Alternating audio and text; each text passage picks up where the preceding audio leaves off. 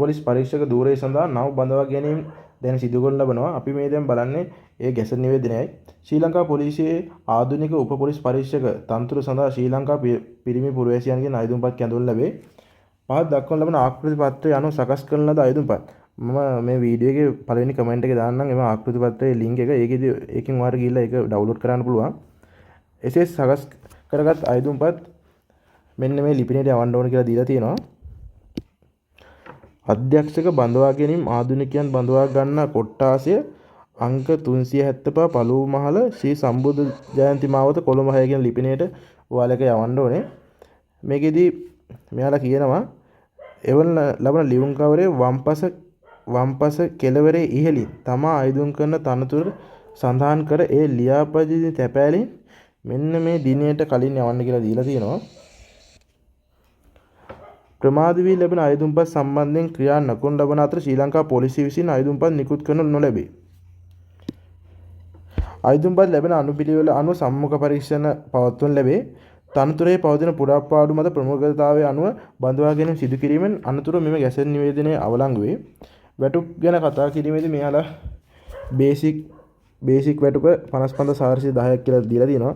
තව දීමනා ඇතුළත වැටුප ගැන කතා කිරීමේදී 55410ක මූලික වැටුපක් ලැබෙනවා. ඒකට දීමනාද එකතු වෙලා 91630ක වැටුපක් ලැබෙනවා. තවද මෙම නිලධාරීන් 2022 12 වෙනි මාසයේ 15 වෙනි දිනදී ශ්‍රී ලංකා පොලිසියේ නිවේදන CRTM 260 RTM 385 පරිදි ලබා දෙන ලබන දීමනා වලට හිමිකම් කියනු ලබයි. ඊයේ සඳහන් වැටුප් පරිමාණ අමතරව මේ පාස සඳහන් දීමනා වුන් වෙත මාසිකව හිමි වනු ඇත. ජීවන වේදම් දීමනා ලෙස 17800ක් ලැබෙනවා. ඊට පස්සේ ගෙවුම් ලබන විශේෂ දීමනා තව සඳහන් කරනවා නම් දුෂ්කර දීමනාව 2000ක් ලැබෙනවා. නිල ඇඳුම් පිරිසුදු කිරීමේ දීමනාව 250ක් කියලා දීලා තියෙනවා. ආහාර සහ නවාතැන් දීමනාව 31850ක් කියලා දීලා තියෙනවා. තවද සේවා කාලය අනුව වෙනත් දීමනාව හිමිවෙනවා කියලා දීලා තියෙනවා. මෙම දීමනාව වලට අමතරව ප්‍රවාහන පාසුකම්, නිලධාරීන්ට සුබ සාධන වෛද්‍ය පාසුකම්, නිල ඇඳුම් පාසුකම්, සුසුකම් සපුරන නිලධාරීන්ට රාජ්‍ය විශ්වවිද්‍යාල, ජාතික පොලිස් අභ්‍යාස ආයතනය සහ ශ්‍රී ලංකා උසස් අධ්‍යාපන ආයතනය මගින් පවත්වනු ලබන උපාධි හා ඩිප්ලෝමා පාඨමාලා හැදෑරීමට අවස්ථාව හිමිවෙනවා කියලා දීලා තියෙනවා. තමාගේ ක්‍රීඩා කෞශල්‍ය හා සහජ හැකියාවන් දියුණු කර ගැනීමට අවශ්‍ය පහසුකම් සලසා දෙනවා කියලා දීලා තියෙනවා. රාජකාරී සඳහා ගමන් වේදම් දීමනා, දුෂ්කර දීමනා, විශේෂ රාජකාරී සඳහා තෑගි වශයෙන් පොලිස් ත්‍යාග අරමුදලින් මුදල් ප්‍රදානය කරනු ලැබේ. අපි දැන් බලමු අවශ්‍ය මූලික සුසුකම්. වයස් සීමාව ගැසට් නිවේදන අනුව අයදුම්පත් බාර ගන්න අවසන් දිනට වයස අවුරුදු 18ත් 26ත් අතර වෙන්න ඕනේ. උපරිම වයස් සීමාව 26 කියලා පැහැදිලිව සඳහන් කරලා තියෙනවා. එසේ වුවද දැනට ශ්‍රී ලංකා පොලිසිය රාජකාරියේ නියුතු පොලිස් නිලධාරීන්ට අයදුම්පත් බාර ගන්න අවසන් දිනට වයස අවුරුදු 28ක් දක්වා අයදුම් කළ හැකියි. ඔයාලා දැනටවත් පොලිස් සේවයේ රාජකාරී කරනවා නම් ඔයාලට අවුරුදු 28ක් දක්වා වයස කට්ටියට මේකට අයදුම් කරන්න පුළුවන්. අධ්‍යාපන සුසුකම් ලෙස කතා කිරීමේදී පොදු සාධිපත්‍ර සාමාන්‍ය පෙළ විභාගයේදී මාධ්‍ය භාෂාව සහ ගණිත විෂයන් ඇතුළුව සම්මාන සම්මාර්ථ 4ක් සහිතව එක්වරකදී විෂයන් 6කින් සමත්ව තිබෙන්න ඕනේ. ඒ කියන්නේ දැන් ඔයාලා විභාගෙට ඉල්ලුම් කරන භාෂාව තියෙනවනේ. ඒ කියන්නේ ඔයාලගේ සාමාන්‍ය භාවිත කරන භාෂාව. එම භාෂාව සහ දැන් සිංහල නම් සිංහල භාෂාව සහ ගණිත විෂයන් ඇතුළුව සම්මාන සාමාර්ථ. ඒ කියන්නේ සම්මාන සාමාර්ථ කියන්නේ සී සමත්. සම්මාන සාමාර්ථ 4ක් සහිතව එක්වරදී විෂයන් 6ක් සමත්වලා තියෙන්න ඕනේ. තව A level වලදී ඉල්ලනවා අධ්‍යාපන පොදු සාධක පත්‍ර උසස් පෙළ විභාගයෙන් එක්වරකදී විෂයන් 3කින් එකවර සමත්ව තියෙන්න ඕනේ. සාමාන්‍ය පොදු පරීක්ෂණ හැර මේකේ සටහන් කීපයක් මෙහෙලා දක්වලා තියෙනවා.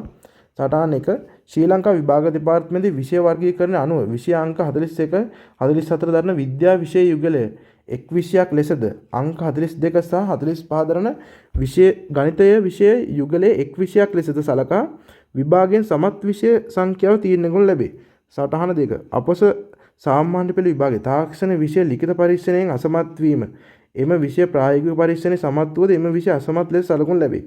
සටහන 3 වෛකල්පිත දෙමළ ඉංග්‍රීසි සහ සිංහල විෂය අපොස සාමාන්‍ය පෙළ විෂය දාලට ඇතුළත් නොවන හේයින් එම විෂයන් සමත් වීම අපොස සාමාන්‍ය පෙළ විභාගයෙන් සමත් විෂයක් ලෙස ගණනය කරනු නොලැබේ. කායික සුසුකම් ලෙස මෙයාලා ඉල්ලනවා උස අඩි 5 අඟල් 6ක් හෝ ඊට වැඩි වෙන්න ඕනේ. පපුව අඟල් 32 හෝ ඊට වැඩි වෙන්න ඕනේ.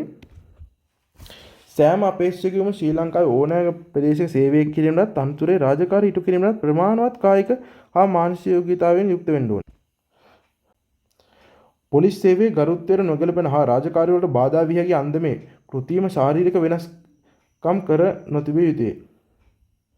වෙනස් සුසුකම් ශ්‍රී ලාංකේය පුරවැසිය යුතුය. අයදුම්කරු යහපත් චරිතයෙන් යුක්ත විය යුතුය. අයදුම්කරු අවිවාහ යුතුය. දිවයිනේ ඕනෑම ප්‍රදේශයක සේවය කිරීමට බැඳී සිටිය යුතුය. තනතුර බඳවා ගැනීම සඳහා අවශ්‍ය වන 4.1 සහ 4.2 යන සුසුකම් අයදුම්පත් කැඳවීමේ නිවේදනයේ සඳහන් දිනට සම්පූර්ණ කර තිබිය යුතුය. 4.4 සුසුකම් බඳවා ගන්නා දිනට ඒ ආකාරයෙන්ම තිබිය යුතුය. මේදී මූලික පරීක්ෂණය ගැන කතා කරනවා නම් අයදුම්පත් ඉදිරිපත් කළ අයදුම්කරුවන් අතරින් සුසුකම් හා වයස සපුරා ඇති අයදුම්කරුවන් පමණක් මූලික පරීක්ෂණ සඳහා කැඳවනු ලබනවා. එම පරීක්ෂණයේදී ඉහත ඡේදය 4.1 4.2 4.3 සුසුකම් පරීක්ෂා කරනු ලබනවා. මූලික පරීක්ෂණයේ පෙනී සිටින අයදුම්කරුවන් පොලිස්පතිවරයා විසින් පත් කරනු ලබන මණ්ඩලයක් විසින් පවත්වනු ලබන ඔරොත්තු දීමේ පරීක්ෂණය පෙනී සිටිය යුතුය.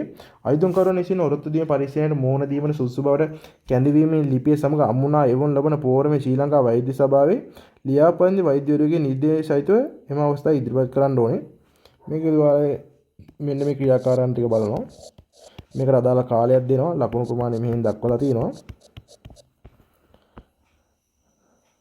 සටහන් ලෙස මේකට විශේෂ සඳහන් කරලා තියෙනවා මීටර 1000ක දුරක් විනාඩි 5ක කාලයකදී දිවීමට අසමත් වන අයදුම්කරුවන් යෝග්‍යතා පරීක්ෂණයෙන් අසමත් ලෙස සලකුණු ලැබේ කියලා සටහන් දක්වලා තියෙනවා. තවද ලිඛිත විභාගයකුත් ඔයාලගේ තියෙනවා කියලා දීලා තියෙනවා. ලිඛිත විභාගයේ පේපර් දෙකක් තියෙනවා. අවබෝධය භාෂා හැකියාව පේපරයක් තියෙනවා. ඒකේ උපරිම ලකුණු ප්‍රමාණය 40යි. කාලය විනාඩි 45යි. සාමාන්‍ය දැනීම හා බුද්ධි පරීක්ෂණයේ පේපරයකුත් තියෙනවා. ඒකට උපරිම ලකුණු 60යි. කාලය පැයක් ලැබෙනවා. සමාන්තරයෙන් නම් අවම ලකුණු ප්‍රමාණය 140ක්වත් ගන්න ඕනේ. විභාගගත සම්මුඛ පරීක්ෂණයක් තියෙනවා කියලා තියෙනවා. මේකෙදි ඔයාලා අතිරේක සුසුකම් වලට උපරිම ලකුණු 20 දක්වා ලබා දෙනවා කියලා තියෙනවා. භාෂා දෙනකොට උපරිම ලකුණු 10ක් දක්වාද, පරිගණක හැකියාවන් වලට උපරිම ලකුණු 10ක් දක්වාද, ක්‍රීඩා කුසලතාවයට 20ක්ද, නායකත්ව ප්‍රජා සේවාවන් කළා ඒක තනතුරු වල අධ්‍යයනය කරනවා නම් ඒවට අදාළ සහතික වලට ලකුණු 20ක් දක්වාද, සම්මුඛ පරීක්ෂණ මණ්ඩලය ඇගීම. සම්මුඛ පරීක්ෂණ වෙලාවේ ඔයාලා කතා කරන විදිය අනුව ඔයාලට ලකුණු 20ක් දක්වා ලකුණු ලබා දීම සිදු කරනු ලබනවා. බඳවා ගැනීම ක්‍රමය ගැන කතා කරනවා නම් ලිඛිත විභාගයෙන් සහ සම්මුඛ ව්‍යුහගත පරීක්ෂණයෙන් ලබා ගන්නා ලකුණු සංඛ්‍යාව එකතු කොට අයදුම්කරුවන් ලබාගත් මුල් ලකුණු සංඛ්‍යාව අවරෝහණ ක්‍රමයට සකස් කරනු ලැබේ.